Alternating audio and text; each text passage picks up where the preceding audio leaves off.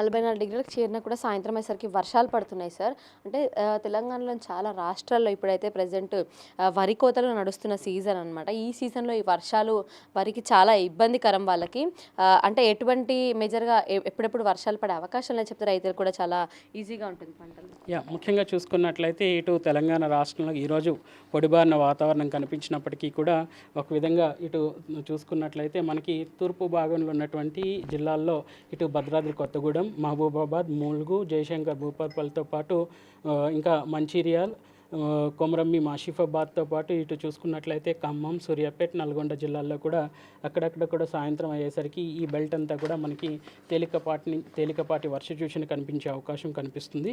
ప్రస్తుతం కనుక చూసుకున్నట్లయితే ఇటు కోస్తా జిల్లాల్లో కూడా మనకి ఈరోజే మేఘకృతమైనటువంటి వాతావరణంతో పాటు 2 రోజులుగా అక్కడక్కడ వర్షాలు కూడా కురుస్తున్న ఆ నేపథ్యంలో ఏవైతే మన జిల్లాలు ఇటు ఆంధ్ర బోర్డర్తో ఉన్నాయో ఆ జిల్లాల్లో కూడా మనకి తేలికపాటి జల్లులు అనేవి కురిసే అవకాశం కనిపిస్తుంది.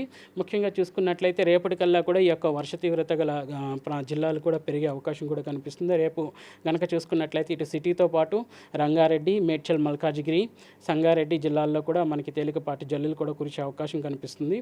సో ఒక విధంగా ఈ యొక్క వర్ష తీవ్రత అనేది ఇటు 4 ఇంకా 5వ తారీఖు నుంచి సుమారు 7వ తారీఖు వరకు కూడా కొనసాగే అవకాశం కూడా కనిపిస్తుంది. అక్కడక్కడ తేలికపాటి వర్షాలతో పాటు ఒక విధంగా చూసుకున్నట్లయితే కొన్ని చోట్ల భారీ వర్ష సూచన కూడా ఇవ్వడం జరిగింది. ఇప్పటికే ఈ భారీ వర్ష నేపథ్యంలో ఇక్కడ ఎల్లో కలర్ హెచ్చరికలు కూడా జారీ చేయడం జరిగింది. ఇటు జయశంకర్ భూపాలపల్లితో పాటు ములుగు, ఇంకా హనుమకొండ, ఇంకా వరంగల్ జిల్లాలకి ఇప్పటికే ఎల్లో కలర్ హెచ్చరికలు అనేవి కూడా జారీ చేయడం జరిగింది.